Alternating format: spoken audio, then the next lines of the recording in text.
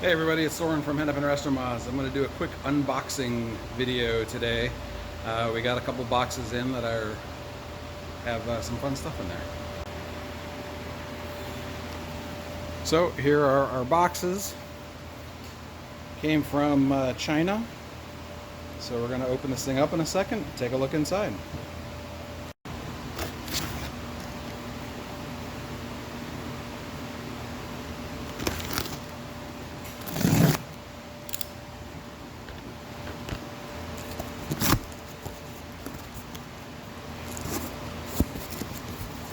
Well, we got a lot of foam.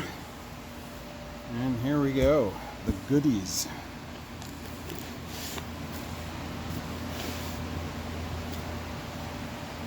So, this is a 3.2 volt, 100 amp hour battery, straight from China. As you can see, there are 13 boxes of these, a total of 128 cells that are going to be used for the first electric vehicle conversion we're doing. So, maybe the future of hot rodding? We'll see.